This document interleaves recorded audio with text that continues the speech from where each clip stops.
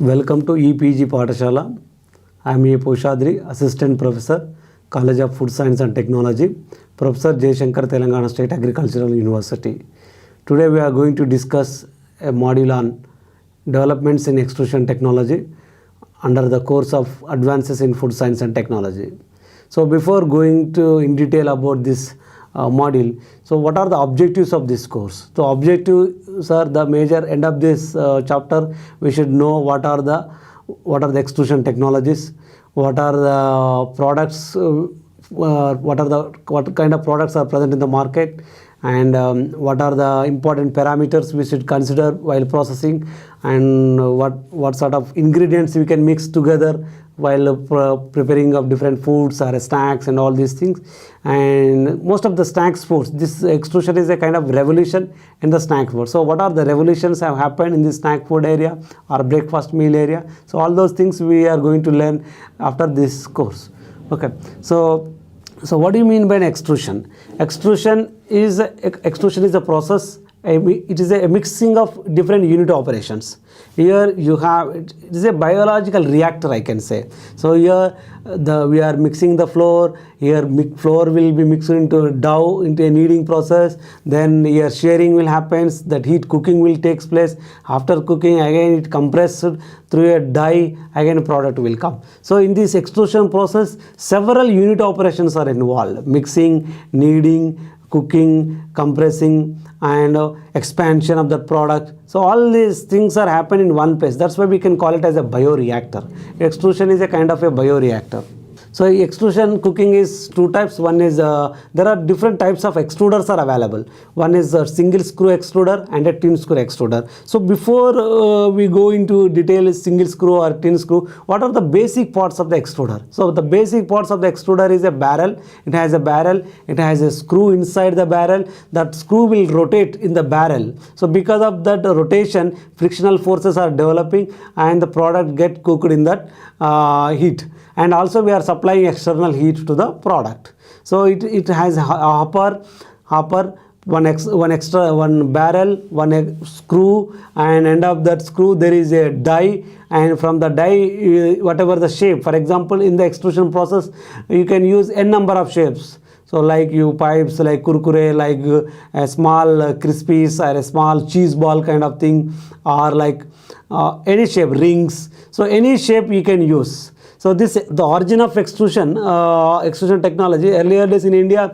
in India or South India or North India, if we go, we use our household level to make snacks. One screw is rotating in a small barrel. So that is the origin. After that we fry in the oil. So in this extrusion technology, sometimes this extrusion technology eliminates the frying also. Sometimes you don't require to fry your product after extrusion technology. Such technological advances have come in this extrusion processing. So there is a extrusion cooking is two types. One is cold extrusion, another one is hot extrusion.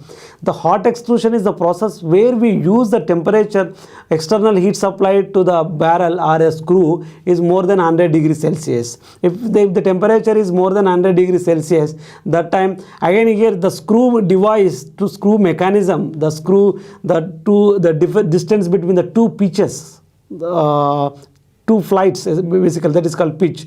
The different distance between the two flights in a screw is called a pitch. So the pitch is varying. The screw at the beginning, when the material is fed into the machine, the beginning of the screw, the pitch is more, and by the end of the screw, the pitch is less. So when pitch is less, that the flow of the material, flow of the flour or flow of the dough is restricted. When it is restricted and heat is generates and it starts puffing itself. Okay, when puffing, then the pressure drops will happen, and before coming out of product from the die, the shape die, whatever the shape we keep, so that die, so it will come in expanded ways. That is called, so to make expanded snacks we use hot extrusion process. In cold extrusion process we don't use temperature. Sometimes if we use that also, it is less than 100 degrees Celsius. So this cold extrusion process we are using for the production of vermicelli, pasta, noodles. For that purpose we use licorice, surami. These kind of products are prepared with the help of cold extrusion. So we use less temperatures. Here we our target is not for expansion. Our target is to have a what you call a fine quality pasta or a fine quality vermicelli. So then after extrusion cooking, then this even hot extrusion or a cold extrusion, we dry the product immediately after extrusion. We dry in a dryer some 120 degrees Celsius to reduce the moisture content in the product to a 4 to 5%. So then only we can store your food for several days. So in this cooking, in this extrusion process, few parameters, few points are very important. The parameters here, first the combination of the flours. What sort of combination? Cereals or some cereals which are rich in starch, and pulses which are rich in protein. So when you have a combination of rich starch and pulses, then you will have a better quality product. For example, if you see kurkure is made from the corn meal is there, and at the same time it has a chana dal is there. So chana is there. So because when you combine the cereal and pulses in a right proportion, you will have the better quality hot extruded expanded snacks. If you want to have the better or puff or what you call acceptable texture in the final product, then you should maintain the your formulation should be balance of starches and protein. Then only you will have a best quality texture or a, what you call crispiness will come in your product. Otherwise you won't get any crispiness. And nowadays what happens, the scientists have conducted several research this extrusion technology. Instead of flour, people are mixing some fruits and vegetable, mixing some non-veg what you call meat products, mixing some fish products into these flours and combining. That means in a single product, and by combining of the formulations, by adjusting the formulation in a single product, several nutrients are bringing into a single product. So that can be happened through this which is called through our extrusion technology. So extrusion technology floor, again here the last class we discussed about the particle size distribution, air classification. So here in extrusion process also, if you want to use if you want to have a consistent and uniform product, again you have to maintain the particle size of the floor in a uniform way. Again you should adjust the moisture content of the product. After adjusting the moisture content of the product to some 25 to 30%, we will feed into the barrel, feed into the screw, and the screw will take that material and will supply external heat to the product, and it is cooked, and the cooked because of the cooking process, and it puffs up, and then we are evaluating the parameters. For example, how much energy it took for production of a product for 1 hour. Specific mechanical energy we are measuring. We are measuring expansion value of that product. That means what is the die, what is the diameter of the die, and what is the diameter of the product. So the product diameter divided by the die diameter, you will get the product expansion ratio. So like that, expansion ratios we are calculating in this. Our specific mechanical energy we are calculating. Our flow rate in a hour, how many kgs of product is coming out of from that. So these parameters we need to adjust, and these values will change from product to product or combination of the flours to flour. When you see the advantages of extrusion cooking, so there are several advantages in extrusion cooking. During extrusion cooking, because you are cooking at high temperatures, all the pathogens get killed, and and it brings a desired flavor from the sugar and salt in the formula, and it gives you a desired crispiness, texture. It increases the palatability of the product. Today what you see in the Cerelac is a brand, or any other infant baby formulas are there. These baby formulas in the product, the formulation, so they are mixing 3-4 cereals or 1-2 or pulses, and extruding through the extrusion process. After extruding, they are grinding into the powder, and to that powder they are adding milk and minerals. Then we will have that balanced nutrient infant formula is coming out of this product. So that is the one of the advantages. So you can mix n number of ingredients in one place, and you can all pathogens or organisms you can kill in this process. And one more thing here, it also eliminates all anti-nutritional factors. It also eliminates all the gaseous the components which causes flatulence, that will be eliminated in the extrusion process.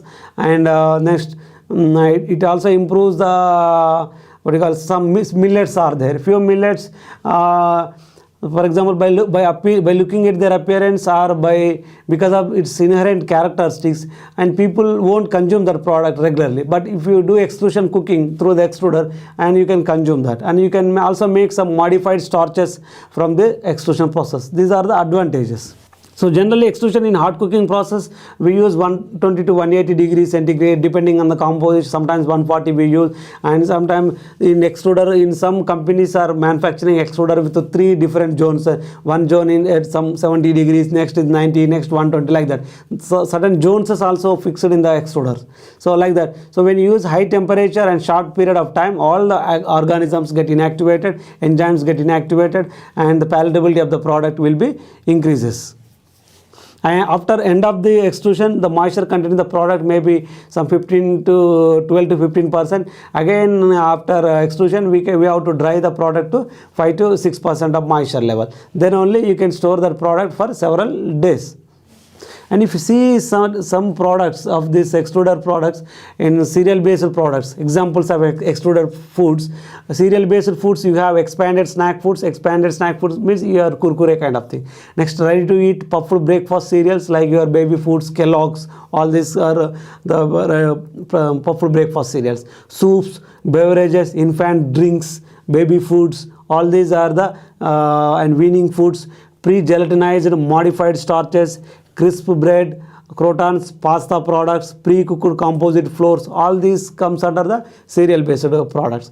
In the extruder, again, few sugar based extruder products also there. Those are chewing gum, licorice, toffee, caramel, peanut brittle, fruit gums. These are the sugar based extruded products. Again, we have protein based products like your meal makers, what we see in the market, soya based product, that is texturized vegetable product, that is also extruded product. And semi moist and expanded pet foods, you see in TV ads like pet foods, like your pedigree. Pedigree is also a kind of extruded product. And animal feeds and protein supplements, sausage product, frankfurts, hot dogs, surami, caseinates. These are the other extruded products.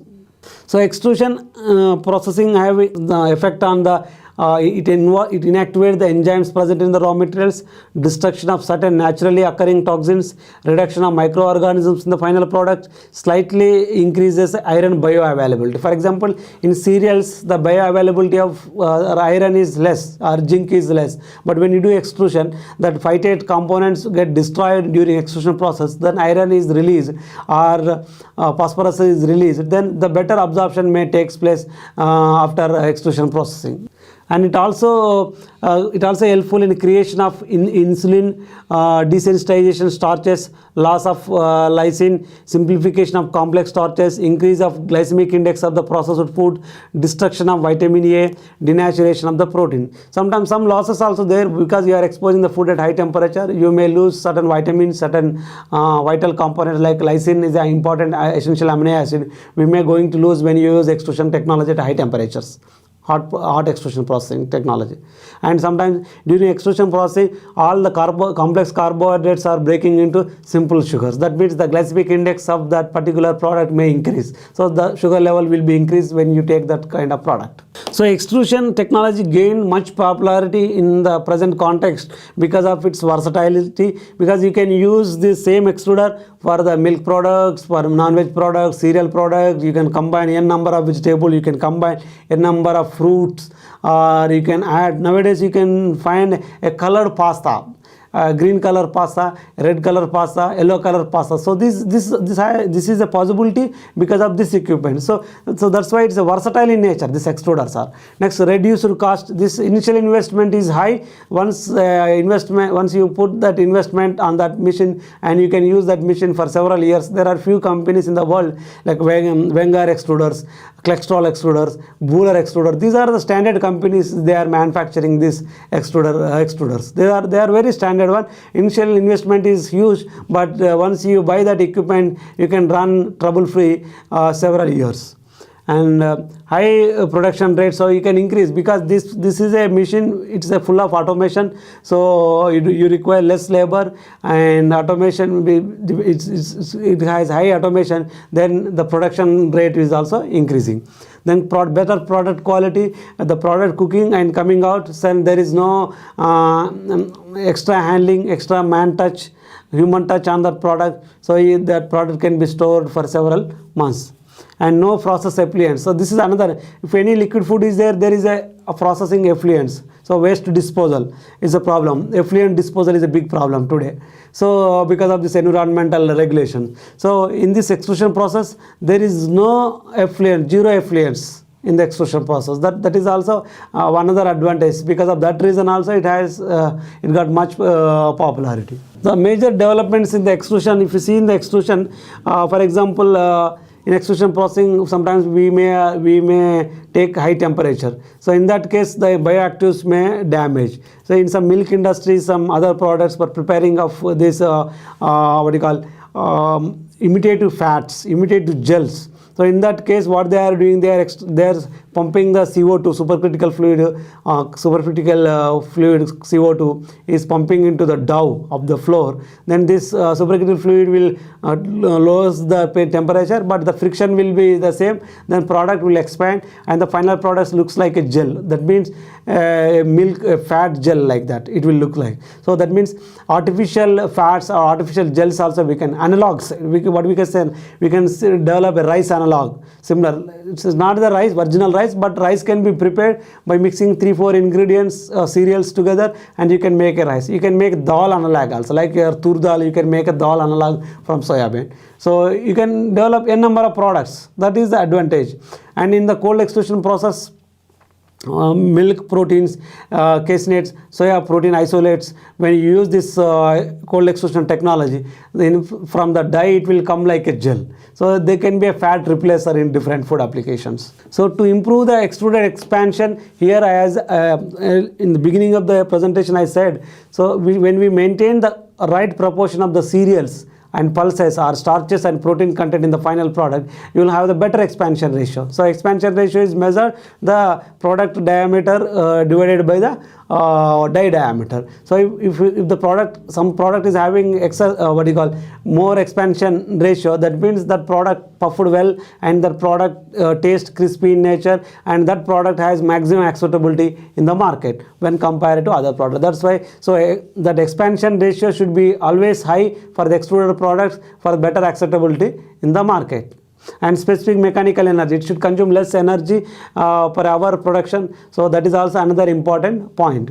For example, if you are preparing baby foods, then the water holding capacity, water absorption capacity should also assessed during extrusion process. Okay, from this, so I would like to conclude that, so this extrusion technology has a much versatility in nature. So you can use n number of food products, you can make imitative products, you can make analogs of the products, and you can increase the palatability, you can increase the bioavailability of the minerals, bioavailability of the nutrients, and you can desired taste qualities, especially the texture, crispiness, you can bring into the product. And several baby food, several old age people food, or pregnant women foods, finally disease target oriented foods also we can prepare with the extrusion technology. And it makes more, you can see in the TV ads, that is a slim food. So slim food is also coming from this. So the technology is used is a extrusion technology only. So like that. So extrusion has vast advantages, and it doesn't create any effluents, but the only one limitation with the extrusion technology is the cost. So initial investment is huge, but once you invest right amount, then minimum years without any troubles you can run the plant very well, and with minimum labor you can run this plant, because this is highly automated machines. So you can run for, and you use after production of the product from the extruder, you can coat with n number of flavors, n number of colors, then you can have multiple snacks, multiple flavor snacks can also develop with the help of extrusion technology. So extrusion has its own advantages, and the disadvantage disadvantages is only one, that is when you use high temperature there may be a loss of certain nutrients, and the second one is a huge investment. Okay, so for any doubt you refer the e-text, and you can go through website, you can go to some company's website like Buhler Extruder or Klextrol company, Wenger company. If you go through that websites and you can see the equipments and their videos, and you will find the how the technology works. Okay, thank you.